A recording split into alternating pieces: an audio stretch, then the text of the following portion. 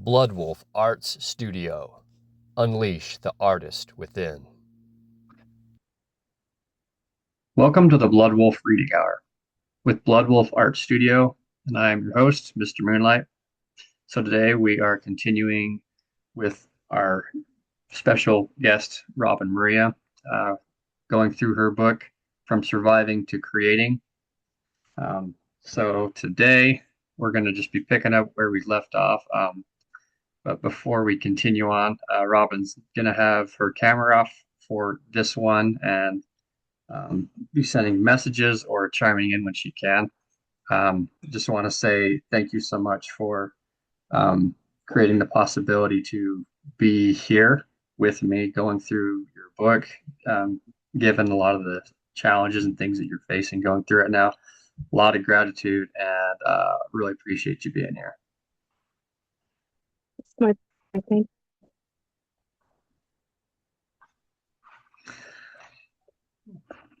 Okay.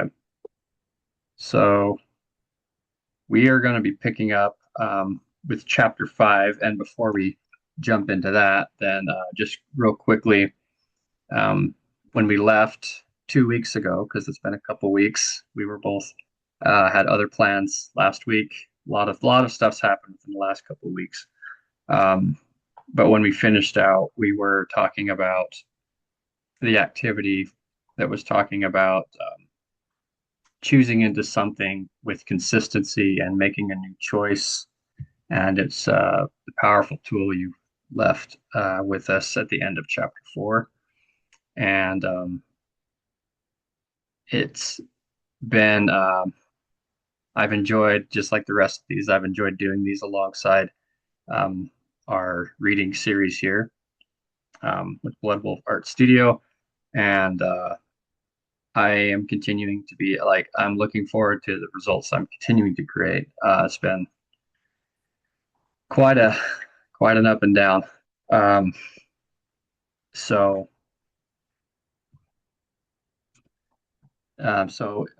you can send something in the chat or say something really quick if you'd like before we dive in. I'm grateful that you're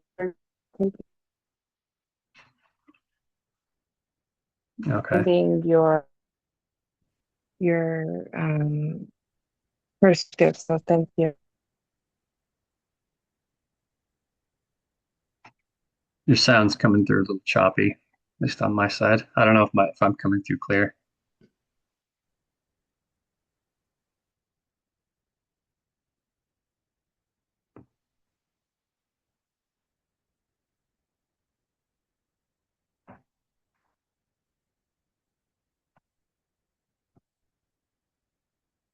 You still there, Robyn?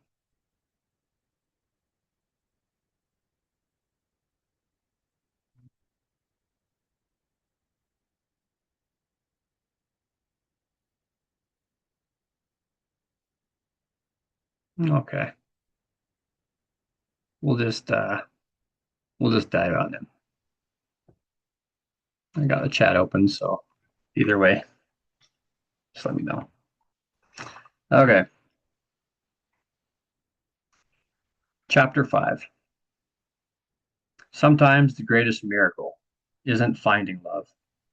It's believing you're worthy of it. Love, partnership, and a new vision. I didn't grow up believing in fairy tales. I didn't even believe in stability. So, when love showed up, it didn't come with fireworks or some grand romantic gesture. It came as something much quieter, consistency, which meant a person who stayed. For someone like me who had watched so many people walk out, that felt like a miracle. What I didn't fully realize at the time was how much all the pain, all the loss, all the broken pieces leading up to that moment had been teaching me. Teaching me who I was, what I valued, what I deserved, and what I would no longer tolerate. I had spent years being shaped by struggle, But in the process, I was also uncovering my identity, the voice of love. I was learning that I did have a voice. I could have a say. Yes, I was able to choose. This time, I chose love that felt safe, love that stayed, love that didn't need to be earned, only received. I met my husband in a season when I was still figuring out who I was. I had done the hard work of choosing myself repeatedly, but letting someone else in was a whole new kind of vulnerability. I had walls, thick ones, built from years of abandonment, betrayal, and the belief that I wasn't lovable in the ways that mattered. Before him, love hadn't just disappointed me, it had wounded me. I had been used, lied to, manipulated. I had given my heart to people who only knew how to break it. I had trusted men who promised forever and left before morning. Some of them said the right things, but their actions were sharp and selfish, leaving behind emotional bruises that didn't fade with time. Some love, if you can even call it that, left me questioning my worth. Others left me numb. Some left me shattered, picking up the pieces with trembling hands and no one to help me rebuild. When you experience that kind of pattern over and over again, you stop hoping. You stop believing that healthy love even exists. Worst of all, you start to believe that maybe you were the problem all along. That's where I was when he came into my life, not looking for a savior, just trying to stay whole. When someone came close, not to control, fix, or exploit me, but to truly see me, it was terrifying. The fear of being hurt again almost outweighed the hope of being held. But he didn't try to tear those walls down.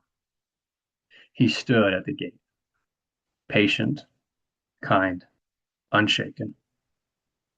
And over time, I opened the door. I just want to take a minute here. Um, this is something that I imagine. I mean, I can only imagine. I mean, I've had my own experiences with my own background, and I resonate quite a bit with this because uh, I don't know, there's something to it. It's like when you're so used to the presence people show up coming with what is something a term I've coined as the hidden price tag. Um, it kind of leaves a point of being like, waiting for the other shoe to drop constantly and being like, well, maybe this is just my lot. This is just where I'm at.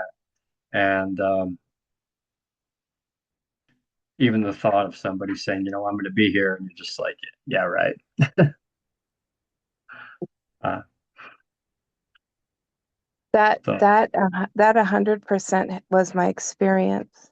There wasn't anything given freely. Everything had a price tag. And now I am with this man. This year we will be married 33 years. hmm, And he's never given up. He's never quit on me. He's never um, stopped being him. And it was just about me being open enough to be able to receive that kind of love and feeling worthy of it. hmm. And the people that know my husband, I think it's a pretty common consensus that he's a pretty amazing man. Yeah, I mean, this. I had the opportunity to coach him for a while. Yeah. He's my experience of your husband is just heart, like all heart through and through, gentle, kind, passionate, and fierce, but in a gentle way. It's quite a contrast and very powerful. But you said 33 years. That's Congratulations. Thank you. He's watched the transformation. It hasn't all been beautiful. It's been an absolute roller coaster, just the same as anyone else's relationship. But this has been a beautiful example of allowance. He accepts me in all of the spaces that I am. And then I would look at him and think, are you crazy? Are you also broken? Because why would you want someone like me? But at the end of the day, it's about, I love you. To what degree do I love? And he loves unconditional, which is what love absolutely is. When you love, it's all the way. And so, he's the most beautiful example of that I know. And I this statement right here, these couple sentences that really hit me is it says, but he didn't try to tear the walls down. He just stood at the gate and just it's almost like just sent love in until like Hmm. you knew this like, oh, I can let this down because there's no agenda, there's no price tag, there's it's just him. Yeah, That's powerful. yeah, That's that rare once in a life kind of love, I feel like. yeah, it is. Okay, we'll continue on with this next section here. A powerful vision. We were both imperfect, both scarred, but we shared something powerful, a vision. We shared a belief that we could build something better together than we ever could apart. We didn't have much starting out, just hope and hustle. We had conversations about what we wanted to create, not just for ourselves, but for the family we dreamed of, for the business we would build, for the life we were determined to design with intention. We had no blueprint, no guarantees, and not a dollar to fall back on. But we had each other, and we had faith. He didn't try to save me, he partnered with me. We rose together. You are good enough. I'll never forget one night early in our marriage. We were sitting on the floor of our apartment. We didn't even have furniture yet. I had just received a call that triggered all the fears I thought I had already buried. It was about something from my past, something that made me feel small, ashamed, and unworthy all over again. The panic came rushing in fast. The lies started whispering, "You're not good enough. You're broken. He's going to leave when he finds out who you really are." I curled up with my back against the wall, trying to disappear. That's when he sat down next to me, silent at first, then gently placed his hand on mine and said, "You don't have to run from your past anymore. That's not who you are now. I see the woman sitting in front of me, and she is strong. She is worthy. She is mine, and I'm not going anywhere."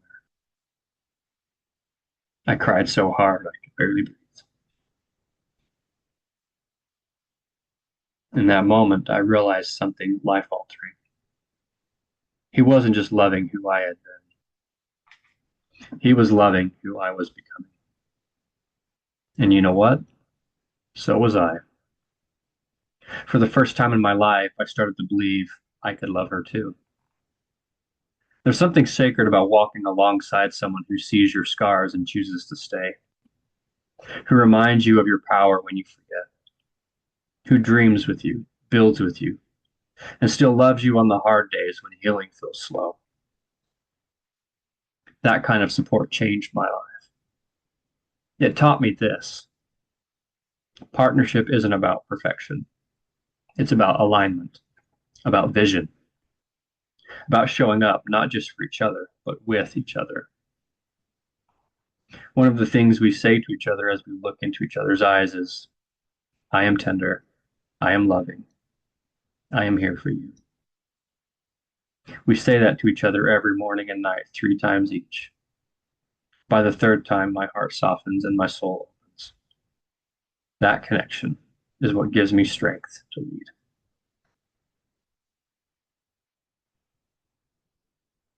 I guess it take a second if you're open. Um, this section back here, it says that something came back into your life. Is that something we went over in the book already, or is that something different? I wondered if Yeah, you'd be open to that's sharing. that's that's not something that I wrote down in the book, but essentially it just was a conversation that I had had with my mother that reminded me of how insignificant and small I really was, and that if he ever knew, then he wouldn't stay. And he showed her and me that that wasn't true.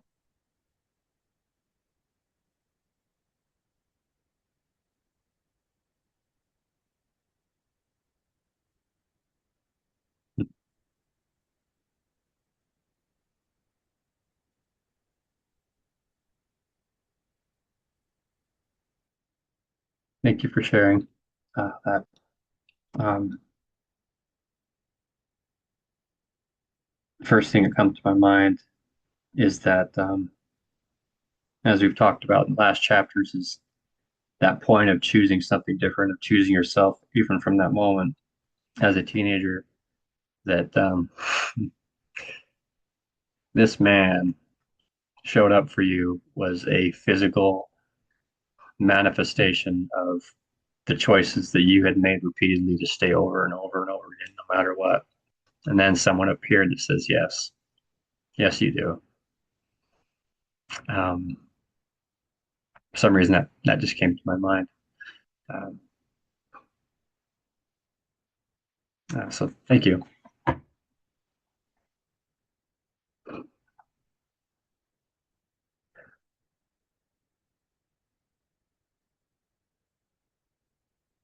Love, purpose, and possibility. I remember time. I remember a time he needed me to lead as we were deep in the early stages of building our business. The pressure was real. Money was tight. Something he'd worked hard on. A deal he had high hopes for completely fell apart. I could see it in his eyes, that weight, that doubt, that question we all ask when things crumble. Is this even worth it? He was exhausted, discouraged. He was quiet in a way that scared me because I knew he was battling something internally, something bigger than the moment itself. So I did what love does. I showed up. I reminded him of who he was, just like he had done for me. I said, this doesn't define you. This is a moment, not a measure of your worth. You've led us this far, but today, let me lead you. We reworked the plan. We talked about our why. I reminded him that we didn't start this because it was easy. We started it because we believed in something bigger than ourselves. And slowly, he stood back up. Not just because of me, but because we did what real partners do. We carried the weight together. That's what love that is built on vision and trust looks like. It's not about always having the answers. It's about never walking through the questions alone. Was it easy? No, but it was worth it. Through that relationship, I began to see a version of myself I had only dreamed of. Not just the survivor, not just the girl who had been through hell, but the woman who is now designing a life rooted in love, purpose, and possibility. That vision, our vision, would become the foundation for everything else we were about to build. We didn't have all the answers, but we had a vision, and that was enough to take the next step. Brick by brick, day by day, we began to build something out of nothing. Not just a relationship, not just a home, but a future. One rooted in faith, fueled by grit, and anchored by a belief that we were no longer trapped by where we came from. Because when love and vision align, anything is possible. Even success in places where scarcity once ruled. To you, my friend, true love that is of yourself. I was gifted with a wonderful partner, and I do not take that for granted. The gift you give yourself is that of loving you, and that will develop into the ability to trust and give and show grace to yourself and to others. Give love a chance, and that is the best choice you will make.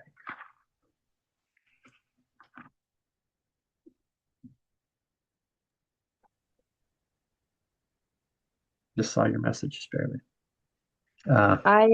I always say, I used to say he saved me. Now I say we saved each other. Hmm.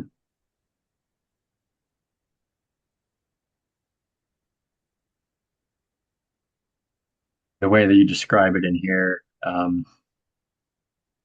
alignment you talked about right at the end, the alignment and vision, you were both ready and in alignment.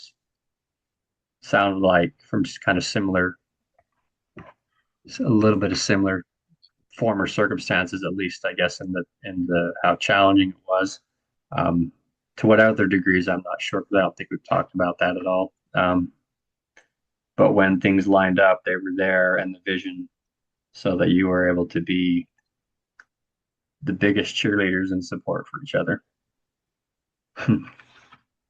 Well, what I know is that I don't get to speak for his experience because it belongs to him, but um, energy attracts like energy. And though we came from spaces each that were challenging and stretch us in growth, our alignment was one of an upward and forward trajectory. And we were both set on that. And it has been messy and it has been hard at times. And it has been amazing. And it has been belly laughing and belly crying all together. And the gratitude I have for that. Because in a normal, quote unquote, normal relationship, whatever that means, Okay. we, everyone changes over time. You grow, you shift. You don't stay the same at 50 as you were at 20, Mm. thankfully. Yeah. And that's without complication. And then you add self-discovery and a complex and competitive, complicated path uh, or history to the future path, and it just adds layers of things. And thankfully, I am aligned with a man that is the most patient and most giving.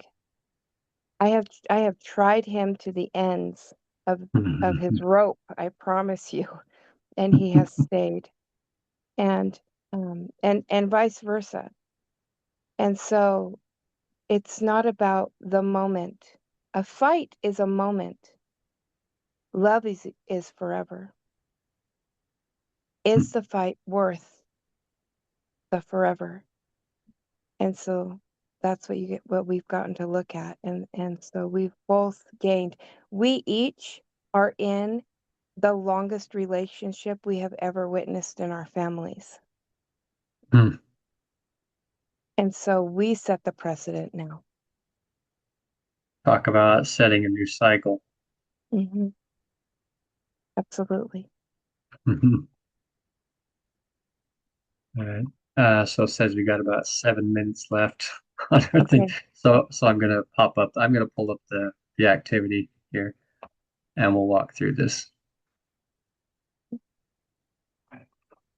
Okay. Reflection exercise. Cultivating your support system. Take a moment to imagine your dream support system. Not just romantic. This can include friends, mentors, family, or future connections. Write it down. Then ask yourself, what qualities would they have? What energy would they bring into your life?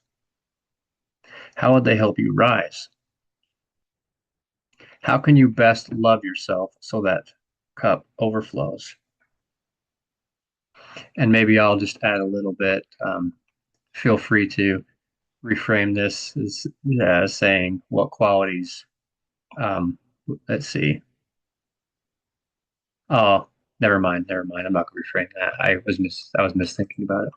Never mind. I was just thinking of reframing it as I statements, but this is talking about people surrounding you. Um, or how would they help me rise? I guess that's Mhm. probably what I was thinking. What energy would they bring into my life? I guess whatever works to really fill it.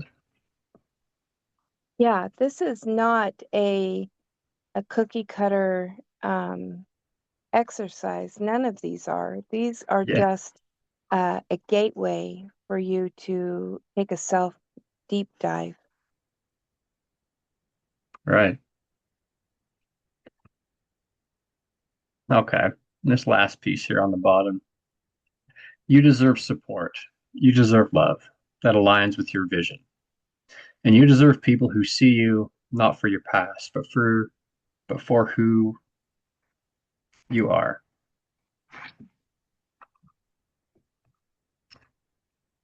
I love this exercise. I'm looking forward to creating this.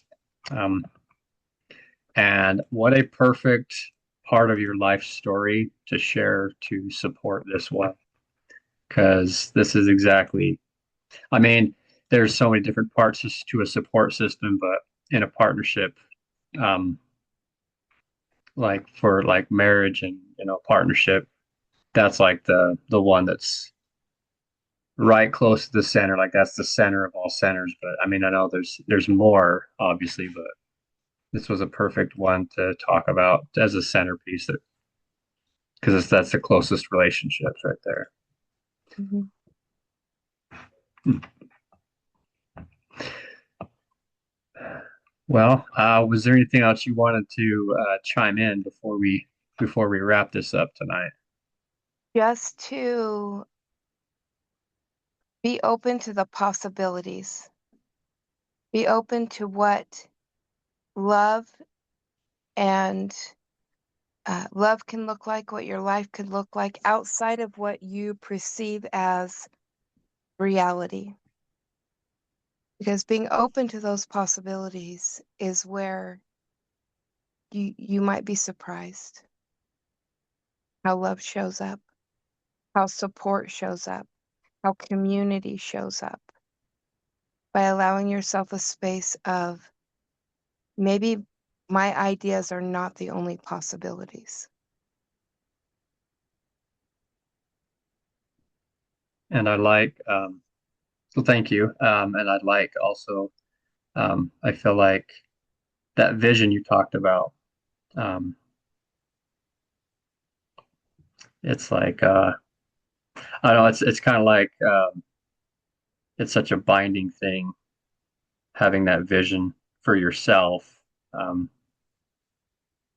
creates creates clarity about what kind of support and kind of things that you want to build. But that's just what popped into my head there. I had throughout this chapter.